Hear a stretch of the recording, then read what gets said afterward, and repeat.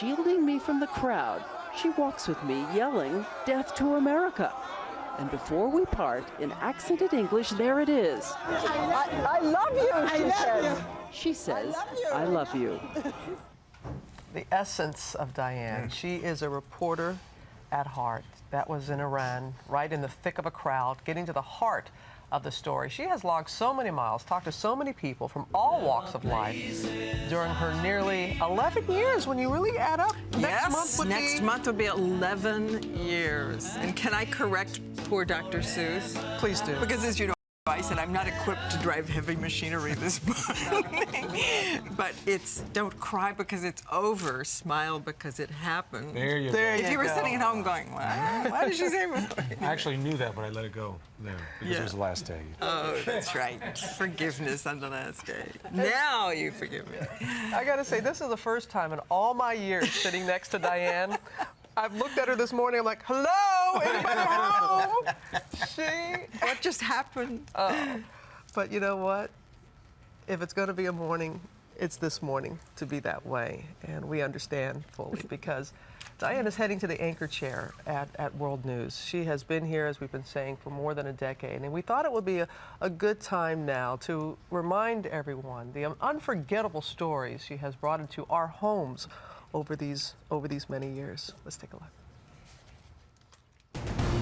Good morning to all of you. I'm Diane Sawyer in Kabul, Afghanistan on this March 9th around the world. We're here in Istanbul, Turkey. I made it here. Good morning from Jerusalem. I'm here in Kalak, Thailand. From Denver, Colorado. From Baghdad, Mexico City. Good morning, America. I'm Diane Sawyer on the South Lawn of the White House. It is the 9th day of war, and good morning to all of you overseas. I'm Diane Sawyer, and we're standing here looking at a stage that's right out of Star Wars. Good morning, America. From Baghdad, I'm Diane Sawyer. We are in Saudi Arabia, where, by the way, women wear the abaya. Good morning again from Iran. I'm Diane Sawyer. Good night to you here in Thailand. Diane Sawyer here at the Republican National Convention in St. Paul, Minnesota. This is one of the rarest things you can ever see in journalism.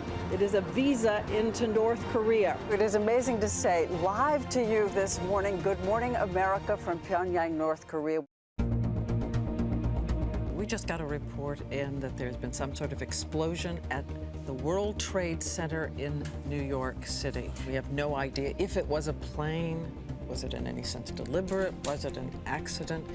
It does seem to be that there is considerable and truly terrifying damage on some of those floors at the top. And the scene out here tonight is really just one of complete, almost wounded numbness. Operation Iraqi Freedom, killer hurricane, Florida anthrax scare. The military battle has begun. And now in London, they are calling yesterday 7-7. Fellow pilots, as we said, are speaking with awe this morning. Diane this morning is half a world away. And good morning to you, Charlie, and good morning to America. I'm here in Kalak, Thailand, the hardest hit part of this region in this first week of the new year. We head out into the countryside where we're told 50% of the population may be lost. And the supplies of food and clothing have been coming in steadily. They're stacking up.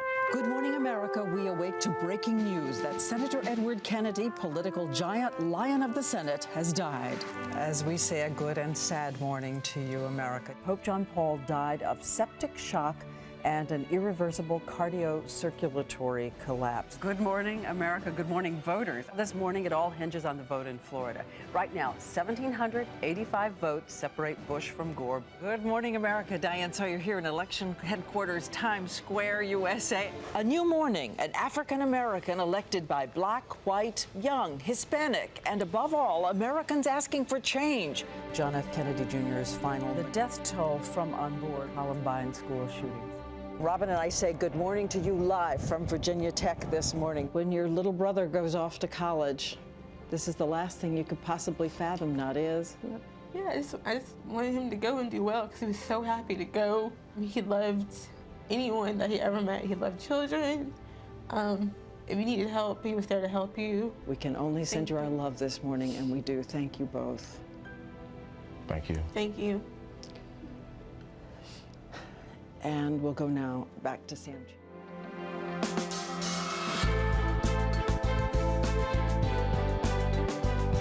Secretary of Education in an Obama administration. I kind of like my job. Do you still expect to get health care by the end of the year? Yes.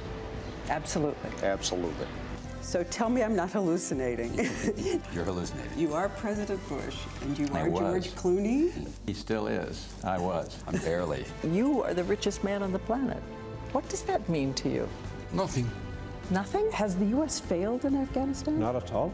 Did you know you were going for Saddam Hussein? We had been informed that that was a possible target that we were going after. Governor Rod Blagojevich, the U.S. attorney has said that you tried to sell Barack Obama's Senate seat like a sports agent shopping the highest bidder. Did you? Absolutely not. I never thought I'd meet you. Well, what a way to meet, huh? Did you murder your wife? No. Did you ever hit her? Did you ever injure her? No. Can you say anti-Semitic things and not be anti-Semitic? Can you say intolerant things and not be an intolerant person? I don't know. I don't know the answer to that question. Can you tell us anything new about your timetable and how many people are on your list right now? Diane, I would love to, but I can, and I'm sure you understand, but I also understand why you try. Are you sending Iranian weapons into Iraq? We are opposed to any kind of conflict in Iran. This is not in our advantage. She is a 47-year-old mother, a scientist, and called the architect of Iraq's biological weapons program. How can you, a scientist, ever consider introducing a disease into the world? I'm a scientist and I'm proud of myself. Why would you want to be president? I worry about the future of America. I worry about whether we'll be prosperous. At these poll numbers, can John Kerry win? Is he going to win? I think so, but it's very close. Forgive me, Reverend Falwell, if your use of the word misstatement defies credulity here. And I want to make sure that this is not about religion. Well, this is not about religion because a lot of people who take their faith seriously, as do I. It's different when a woman shows that kind of emotion and a man does. Well, you know, men do it all the time. You know, I'm a person, much to some people's surprise. Did the Bush administration drop the ball on resourcing the war in Afghanistan? Well, I don't. I think we got to look at it in a more sophisticated way. By next year, will we be out of the auto business? I think it's going to take longer than that, just to be honest and realistic. 2 years? 3? 4? We're going to get out as soon as we can. I'm just trying to ask, and these are supporters, people who believed in the war, who have asked the question. Well, you can keep asking the question, and my answer is going to be the same. Saddam was a danger, and the world is better off because we got rid of him. What would it take to convince you he didn't have weapons of mass destruction? Saddam Hussein was a threat, and the fact that he is gone means America is a safer country.